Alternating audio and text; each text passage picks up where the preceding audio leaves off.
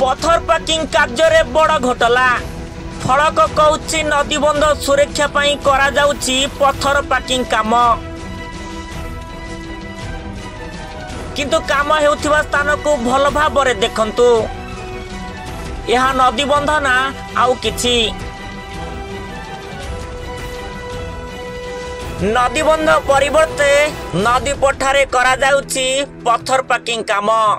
नदीबंध को सुरक्षा देवा पई हेउथिबा पथर पार्किंग कार्य अति निम्नमानर बोली अभियोग होइथिला बेले नदीबंध को सुरक्षा देवा पई नदी कूल रे जेउ भली पथर पार्किंग करा जाउची तार स्थायित्व को नै प्रश्न उठाइछंती स्थानीय जनसाधारण। पुरी जिला बलंगा जलसेचन विभाग अधीन भार्गवी नदी बंध हरिपुर निकट में करा जाउची पथर पार्किंग काम प्राय 21 लाख टंका व्यय बराद बंधर सुरक्षा पाई अर्थ खर्च करा जाई ठिकादार माध्यम रे बंध काम करिबा कथा मात्र बंध परिवर्ते नदी पठा काम करुछि विभाग निम्नमानर पथर पार्किंग हेउथिबा सहित पथर परिवर्ते बड़ बड़ मेंटाल व्यवहार करा जाउथिबा अभियोग आनिले नदी कुलिया। हाँ दर्शक बंधु खाली सेतिकी नुहे बिना डंपी रे काम हेबा पथर पार्किंग रे छोट छोट पथर व्यवहार पई साधारण बन्या रे पथर पार्किंग नदी गर्भ को जीव बोली आशंका प्रकट करिसंती लोके। यह छड़ा काम अधिकारी अनुपस्थित और ठिकादार पूर्वर व्यवहार करी भार्गवी नदीबंध काम करी चर्चा को आसीथिबा विभाग पुणी थरे काम गोटे स्थान रे हेबा फलक कहूथिला बेले काम अन्य एक स्थान रे करी पुणी चर्चा परिसर को आसीथिबा बेले कामर तदंत दाबी करिसंती लोके। Bureau report the rural news. किंतु जो ओडिशा सरकार को जो इरिगेशन जल संपद विभाग जो प्रत्येक वर्ष काम कराउची से कामटा गोटे प्रत्येक वर्षर से डिपार्टमेंट तरफ प्रहसन हो जाउची कहीं ना काम करा जाए प्रति वर्ष काम होउची आपण देखिथिबे अतीत जो फुल फ्लड रे घाई होइतिला पूरा उत्तरा ठारू 23 700 पर्यंत जेते गाँ रहिले सब जलमग्न रहिले 15 दिन केते क्षयक्षति होइतिला किंतु एते बड़ माने दुर्घटना घटी मध्य एटी प्रशासन किंबा जो आमर जल संपद विभाग सचेतन होउनांती तेणु सी मनमानी काम करुँच गवर्नमेंट रे तेणु एटी गोटे काम होइची जदि नदीर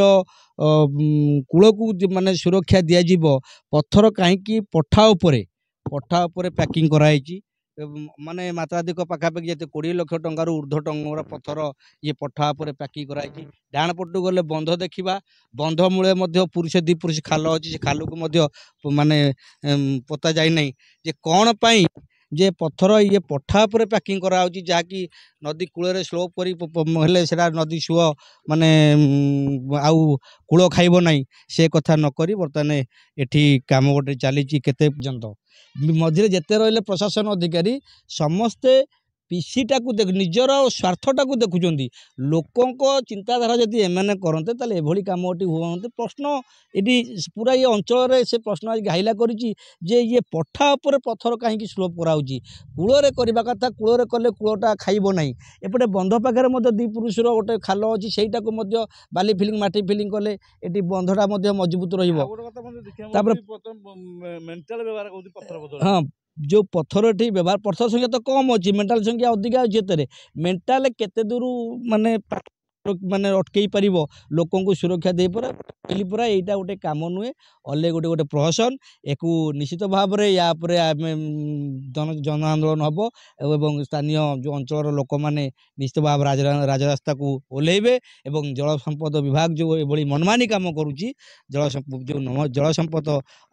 कार्यालय निमापड़ा सम्मुखें ये कम को आंदोलन जन आंदोलन चालू रही सीधा सड़क जो अभियोग रोला स्थानीय बासिंदा मान अभियोग रोला आपने शुणुले कारण सरकार कोटी कोटी टंका जदियो ये भार्गवी नदी बंधर नाम कम खर्च कर विभाग अधिकारी मनमुखी कम ये कम निम्नमान रोचे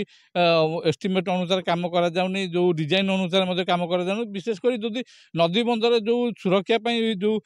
जो गार्डवाल करने कथा कहुच्छी कि पत्थर पैकिंग करने कथा कहुच्छी सठिक भाव कम କରାଯାଉନଥିବାର ଅଭିଯୋଗ ଆସୁଛି ଏବଂ ବିଶେଷ କରି ଯେଉଁ ଭାର୍ଗବୀ ନଦୀ ବନ୍ଧର ଯେଉଁ 14.68 ରୁ 14.76 କିଲୋମିଟର ପର୍ଯ୍ୟନ୍ତ ଯେଉଁ ନଦୀବନ୍ଧ କାମ କରିବା କଥା କୁହାଯାଉଛି, ନଦୀବନ୍ଧ ପରିବର୍ତ୍ତେ ବର୍ତ୍ତମାନ ନଦୀ ପଠାରେ କାମ କରାଯାଉଛି। ନିମ୍ନମାନର ପଥର ପ୍ୟାକିଂ କରିବା କଥା କୁହାଯାଉଛି। ପଥର ବଦଳରେ ଏଠି ମେଣ୍ଟାଲ ବ୍ୟବହାର କରିବା କଥା କୁହାଯାଉଛି। ବାଲି ବଦଳରେ ଏଠି ମାଟି ବ୍ୟବହାର କରିବା କଥା କୁହାଯାଉଛି, ଯାହା ଗୋଟେ ବର୍ତ୍ତମାନ ବିଭାଗକୁ ବାରମ୍ବାର ବିଭାଗ ଉପରେ ଅଙ୍ଗୁଳି ନିର୍ଦ୍ଦେଶ କରୁଛି। ବିଗତ ଦିନରେ ମଧ୍ୟ ବିଭାଗୀୟ ଅଧିକାରୀମାନେ ନିମ୍ନମାନର କାମ କରୁଥିବା ନେଇକି ମଧ୍ୟ ତାଗିଦ କରିବାର ନଜିର ରହିଥିଲା ଏବଂ କଳା ମାଟି ପକାଇଥିଲେ। ପରବର୍ତ୍ତୀ ସମୟରେ କଳା ମାଟି ମଧ୍ୟ ତାକୁ ଉଠାଇବା କଥା ନିଜେ ମଧ୍ୟ ସୂଚନା ଅଧିକାରୀ କହିଥିଲେ। କାମ ନକରି ମଧ୍ୟ ଠିକାଦାରଙ୍କୁ ଫଲ୍ସ ବିଲ୍ କରିବା କଥା ମଧ୍ୟ